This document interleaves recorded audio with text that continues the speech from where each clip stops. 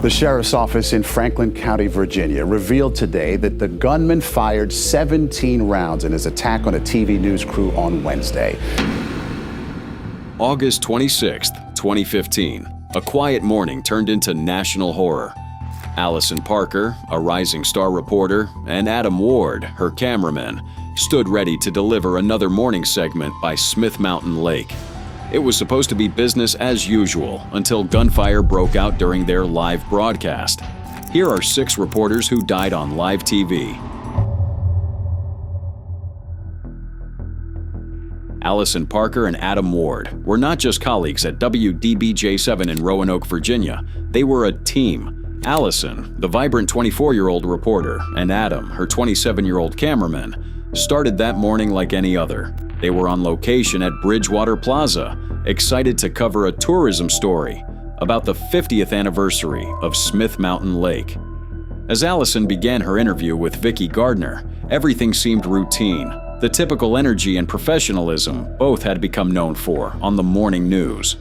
Until things changed suddenly, the seemingly happy moment took an unfortunate turn and left 2 murdered. When suddenly, the sound of real gunfire, unedited and live. People that come here to say that was... There is no warning, but we know now the gunman just feet away. Just after 6:45 a.m., the unthinkable happened. Gunshots rang out during their live segment. The camera tumbled. In those final seconds, Ward's camera captured a blurred image of the shooter, a former colleague named Vester Lee Flanagan II, known professionally as Bryce Williams. This freeze frame, released by police, caught in the dying cameraman's lens, revealing an image of the shooter quickly identified as Bryce Williams. Back at the station, chaos unfolded. "Okay, we're not sure what happened there," the anchor stammered as the feed cut out. But the horror was clear. Within minutes, newsrooms across the country were reporting on the tragedy that had just unfolded, live on air. The official confirmation came from WDBJ7's general manager, Jeff Marks. His voice broke as he spoke. The station's family had been shattered. It is my very, very sad duty to report that we have determined, through the help of the police and our own employees, that Allison and Adam died this morning. The investigation revealed a pattern. Flanagan had been fired from the station 2 years earlier for disruptive conduct. His termination was not peaceful. The police had to escort him out of the building. In the aftermath, he filed complaints alleging discrimination. The charges were investigated and found unsubstantiated. But his anger didn't dissipate. He blamed Allison and Adam directly in social media posts, claiming they had wronged him. After the shooting, Flanagan fled. He crashed his car during a police chase and shot himself before officers could apprehend him. He died later that day. In his car, investigators found a 23-page manifesto detailing his grievances and twisted justifications. He cited workplace animosity, perceived discrimination, and even referenced revenge for the Charleston church shooting. The ramifications extended far beyond WDBJ7. Parker's father, Andy, became a vocal advocate for gun violence prevention. He fought tirelessly to remove the horrific footage from social media platforms. Even years later, he continues to battle tech companies, demanding they honor their content guidelines and remove the murder video from circulation. Adam Ward's fiancée, Melissa Ott, was watching the broadcast from the control room when the shooting happened. It was supposed to be Melissa's last day at the station before moving to Charlotte for a new job. Adam planned to follow. They were building a life together. Instead, she witnessed his final moments on live TV. Allison Parker's boyfriend, Chris Hurst, a fellow anchor, described her as the most radiant woman I've ever met. They had just moved in together and were saving for their future. "I am numb," he wrote after her death. "She was the most radiant woman I ever met, and for some reason, she loved me back." Inside the newsroom, they are struggling to understand how they went from the ones who normally cover tragic events to suddenly becoming the victims of one themselves. The WDBJ7 newsroom faced an unimaginable challenge. They went live that evening at 5 p.m., like they always did. But inside, journalists struggled to process how they had become the story instead of reporting it. Yet, their professionalism shone through the grief.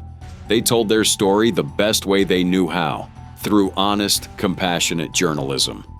In the years since, both Allison's and Adams' legacies have been honored. Patrick Henry Community College established the Allison Bailey Parker Memorial Scholarship. The Salem Educational Foundation created the Adam Ward Scholarship Fund. These tributes ensure that their passion for journalism and community impact continues despite their tragic loss. The WDBJ7 family, the journalism community, and viewers across the nation still feel the loss.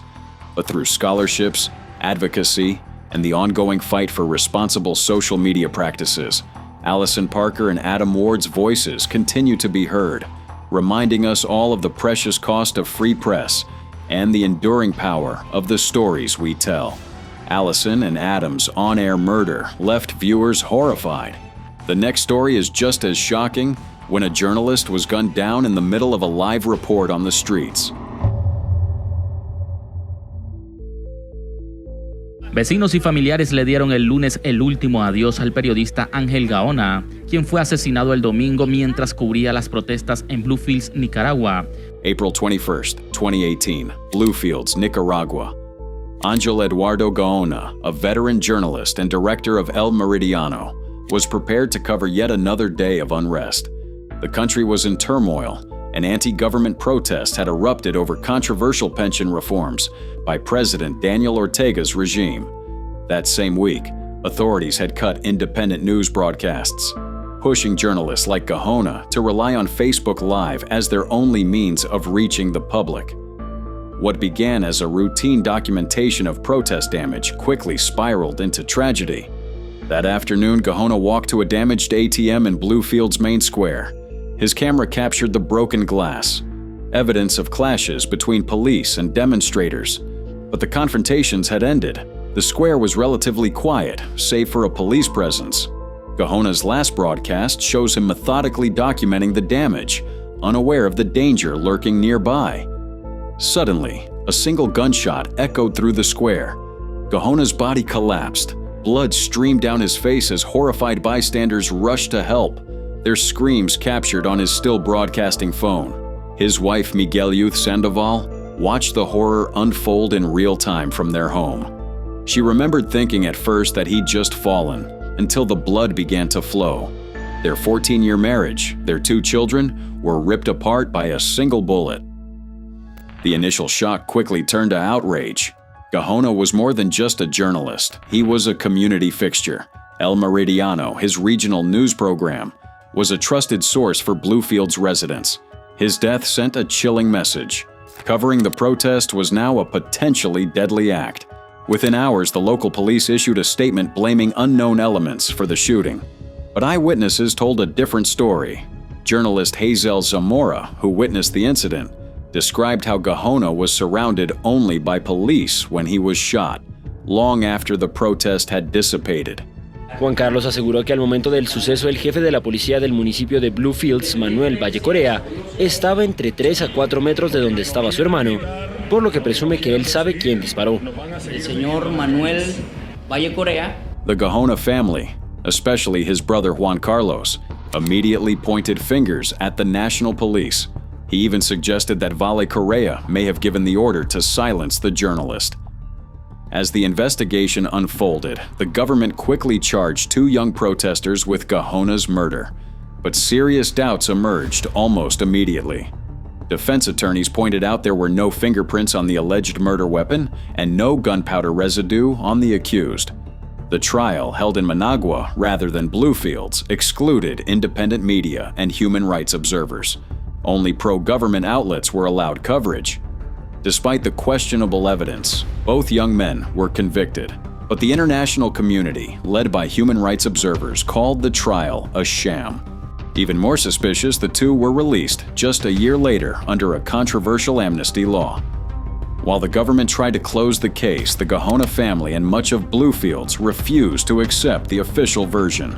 Their protests grew louder, with signs declaring, "You can't kill the truth by killing journalists." y el juez sexto del Distrito Penal de Audiencias de Managua, Henry Morales, ordenó este martes prisión preventiva contra Lobo durante la audiencia preliminar del juicio. Junto con Lobo fue incriminado Glenn Slate, a quien el Ministerio Público señaló de ser colaborador necesario. Today, the name Angel Eduardo Gajona is more than a casualty of Nicaragua's political crisis.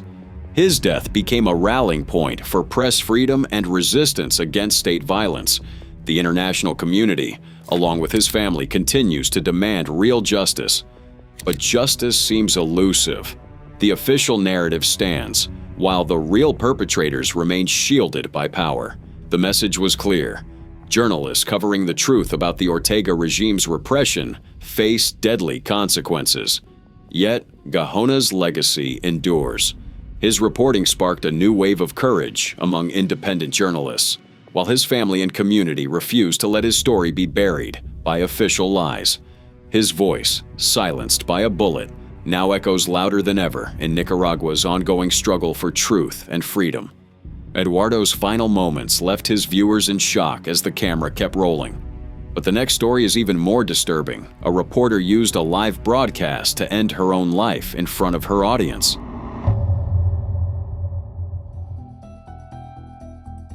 In Sarasota, Florida today, a 29-year-old talk show hostess shot herself in the head live on television. It was July 15th, 1974. The Suncoast Digest morning show started like any other broadcast. But what happened next shocked the nation and changed live television forever. Christine Chubbuck, then 29 years old, had built a reputation as a dedicated journalist and community affairs host in Sarasota, Florida. She had moved to the area after earning her broadcasting degree from Boston University, determined to make a difference in local television. Despite her professional success, colleagues noted Christine often kept to herself. She had struggled with depression for years, confiding in her family about her mental health battles. Her brother Greg later revealed that their parents had spent nearly $1 million on various treatments throughout her life, hoping something would help Christine find peace. In the days leading up to that fateful broadcast, subtle warning signs appeared. She hosted what seemed like a joyful going-away party for friends and coworkers, but beneath the surface, the pain remained. Just a week before, she had confessed to a colleague that she had purchased a gun, framing the comment as a dark joke about ending her life on air. Tragically, no one realized she had been serious. That Monday morning, Christine arrived at the station in unusually high spirits. She told her producer she wanted to open the show with a news segment, something she had never done before. At 9:30 a.m., Suncoast Digest went live. Christine delivered 3 national news stories, then turned to a piece about a local restaurant shooting from the previous day. When the pre-taped footage failed to play, there was an awkward moment of dead air. Christine took it in stride, then smoothly transitioned to what would become her final words. In keeping with Channel 40's policy of bringing you the latest in blood and guts, and in living color, you're going to see another first: attempted suicide.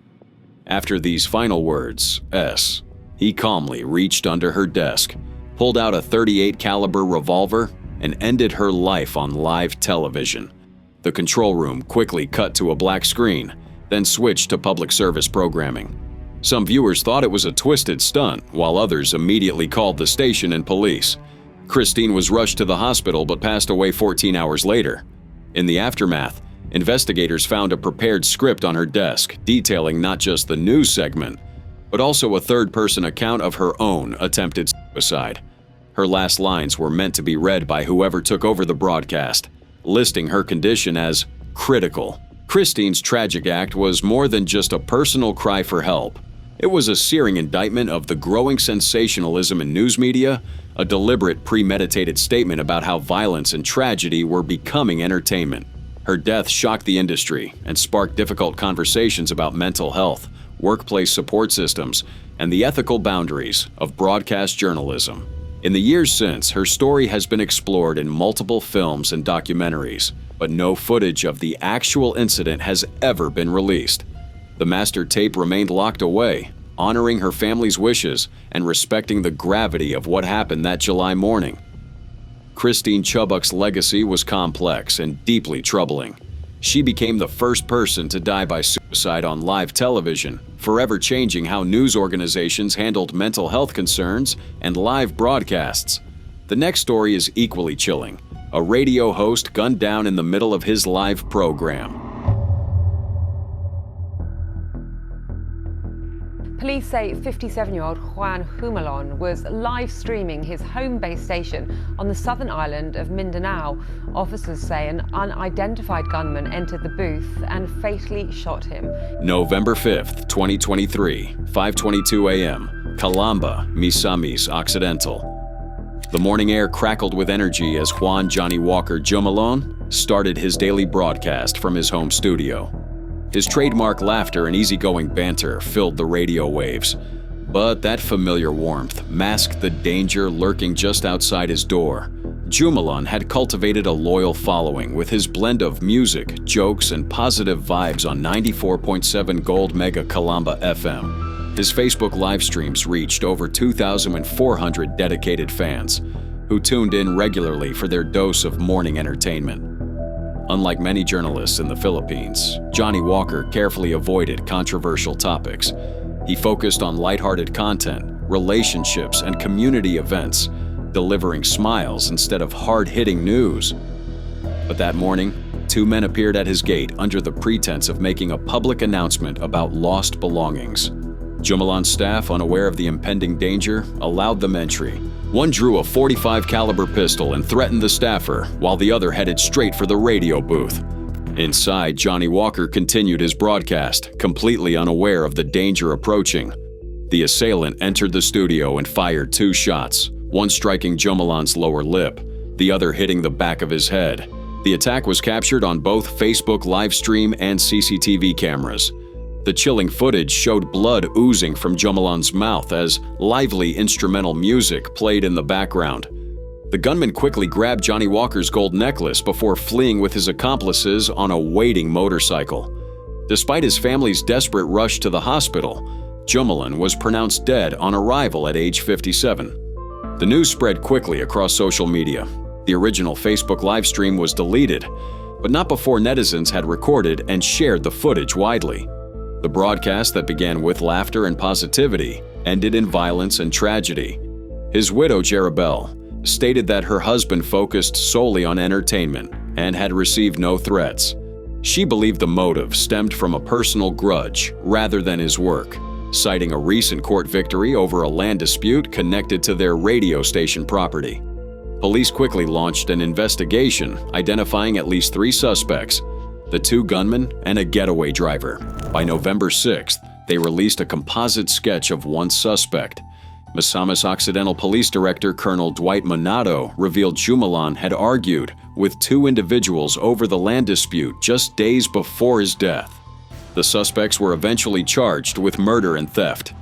President Ferdinand Bongbong Marcos Jr. condemned the killing, ordering a thorough investigation. He emphasized that attacks on journalists would not be tolerated in a democracy. The National Union of Journalists of the Philippines and the Mindanao Independent Press Council called the killing brazen and barbaric. Johnny Walker's murder marked the 199th journalist killed in the Philippines since 1986, the second on-air killing in Mindanao since 1985, and the 4th journalist killed under President Marcos Jr.'s administration. It highlighted the ongoing dangers faced by media workers, even those who avoid controversial topics. As the investigation continued, the media community often faced the chilling reality that even entertainment-focused broadcasters weren't safe from violence. Jumalon's death underscored the urgent need for better protection of journalists in one of the world's most dangerous countries for media professionals. The next story tells of another radio host who also met his end on air, attacked while carrying out his daily show.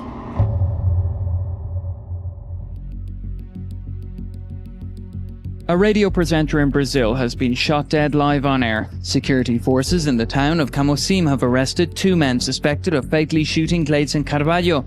By August 2015, veteran Brazilian radio journalist Gleidson Carvalho had made a name and more than a few enemies. Known for his relentless exposure of corruption in Ceará State, He never hesitated to criticize politicians or expose wrongdoing on his popular Radio Libertad FM program. Friends warned him about the mounting threats, but Gleitzen refused to be intimidated. He'd been fighting for transparency since his days as a student union president, and he wasn't about to stop now. August 7, 2015 started like any other day at the Camassim station.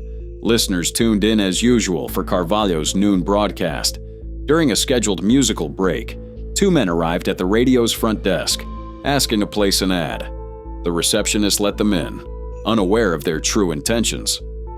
Moments later, the gunmen overpowered the staff and forced their way into the studio.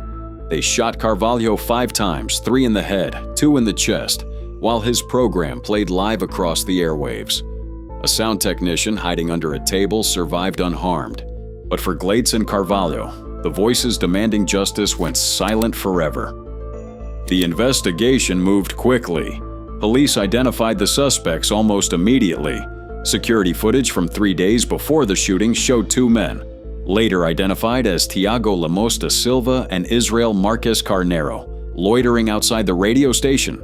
The attackers fled the scene on a white motorcycle, but the net quickly closed around those responsible. Within days, authorities arrested several people connected to the murder. 2 suspects were caught harboring the gunman in exchange for payment. The motorcycle's owner, a cousin of a local mayor frequently criticized by Carvalho, was also detained. The investigation revealed a tangled web of political connections, hired killers, and attempts to silence a critical voice. Carvalho's murder was far from an isolated incident. He was the 4th journalist killed in Brazil in 2015 alone. His death underscored the growing danger faced by reporters challenging corruption and criminal interests. The Committee to Protect Journalists ranked Brazil as the 11th most dangerous country for journalists that year. The community response was immediate and overwhelming. Thousands marched in protest, demanding justice for Gleitzen and protection for journalists everywhere. Children carried handmade signs calling for peace and truth. The movement grew, amplifying the very message those behind the murder had tried to silence. Já vi hoje entrevistas do delegado de Polícia Civil que já está com os mandados de prisão de 3 ou 4 pessoas, dos executores e dos mandantes. 1 ou 2 mandantes já estão com mandado de prisão expedido e as prisões devem ser feitas nos próximos momentos, nas próximas horas, nos próximos dias. The legal process eventually caught up with many involved. 3 key participants received lengthy prison sentences for qualified homicide and criminal organization membership. But some suspects remained at large, and connections to powerful local interests continued to raise questions. Carvalho's legacy endures through the movement his murder inspired. His relentless pursuit of truth became a rallying cry for press freedom in Brazil. Irina Bokova, UNESCO's Director General, declared, "Journalists are the voices of the people, and when violence is used to silence one of them, society as a whole suffers." Today, Gleitzen Carvalho's story stands as both a warning and a call to action. It reminds us of the price some pay for speaking truth to power, and the responsibility we all share to protect those who keep our societies honest. His voice may be gone, but his fight for justice lives on. The next story follows another broadcaster whose live show was suddenly interrupted by gunfire, capturing his final moments. Conocidos de FARC. Durante la campaña electoral, Sten apoyó a Trump económicamente y realizó actividades para recaudar fondos, además de que se presentó en diversas manifestaciones políticas. February 14th, 2017 started as a typical morning at FM 103.5 in San Pedro de Macorís, Dominican Republic. Veteran broadcaster Luis Manuel Medina was delivering his regular news bulletin when tragedy struck. He thought it was just another broadcast, but the danger waiting outside the studio doors would change everything. Luis Manuel Medina was a fixture in Dominican broadcasting, a voice audiences trusted for 25 years. His show Milenio Caliente wasn't just entertainment, it was a community lifeline. Listeners called in to expose local corruption, report crimes, or simply share their struggles. Medina didn't shy away from controversy. He tackled tough issues, even when it made powerful people uncomfortable. That morning, Medina sat behind the microphone, wearing his signature red shirt and light-colored hat, reading the news as he had done countless times before. Outside the studio, 59-year-old Jose Rodriguez was already inside the building, carrying a deadly grudge. The reasons behind his anger remained debated. Some said it was about land disputes. Others pointed to Medina's reporting on local corruption and polluted lands.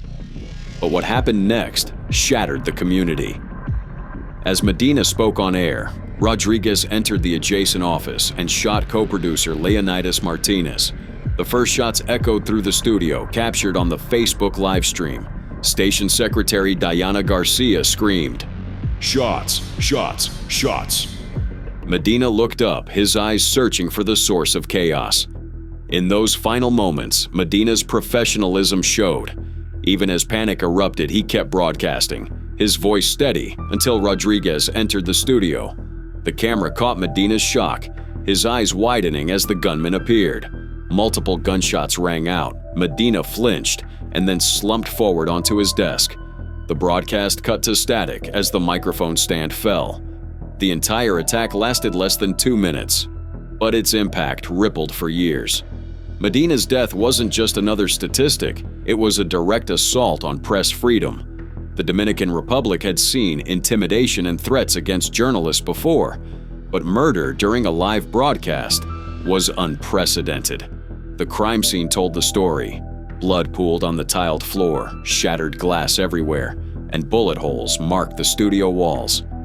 Outside, police cordoned off the area while stunned colleagues gathered, struggling to comprehend the violence that had just occurred. As news spread, the community's grief poured out. Medina wasn't just a broadcaster, he was the commercial voice of the Estrellas Orientales baseball team, a beloved figure in local sports. Hundreds attended his funeral, a testament to his impact across generations. Medina fue el primero en ser enterrado en el municipio de Consuelo, perteneciente a la provincia San Pedro de Macorís. The funeral procession packed the streets. Friends, family, and fans all came to say goodbye. Medina's coffin, draped in flowers, rode through the city he had served for decades. The outpouring of grief turned to anger as calls for justice grew louder. The Attorney General condemned the attack, promising a thorough investigation and reaffirming the commitment to press freedom. But suspicion lingered. Many journalists feared the personal vendetta theory would bury any deeper investigation into potential political or criminal motives. La Policía Nacional reveló que el sospechoso es visto varias veces en imágenes de la propia cámara web que utilizaba Medina. Protests erupted across San Pedro de Macorís. Crowds marched, fists raised, demanding accountability. The murder wasn't just about 2 journalists. It was an attack on the entire community's right to speak truth to power. The wake brought together family, colleagues, and listeners. Tears flowed freely as Medina's contributions were remembered. From his fearless journalism to his sports commentary that had brought games to life for thousands. The official investigation focused on Rodriguez as a lone gunman, dismissing theories of a contract killing or larger conspiracy. But doubts remained, especially given Medina's recent reporting on sensitive local issues. Medina's death left a void in Dominican journalism. His voice, once a daily presence in so many lives, was silenced. But his legacy lived on through the shows he had hosted, the stories he had told, and the community he had served so faithfully. The attack on Luis Manuel Medina was more than a personal tragedy. It was a stark reminder about the dangers journalists face when speaking truth to power. His final broadcast, captured in those chilling final moments, stood as a testament to his courage and a reminder that the fight for press freedom was far from over. These reporters began their day delivering news. They ended up becoming the news. Their stories remain a haunting reminder of the dangers of journalism and the heavy price some pay for simply doing their job. Which story moved you the most? Share your thoughts in the comments, and don't forget to like, follow, and subscribe for more.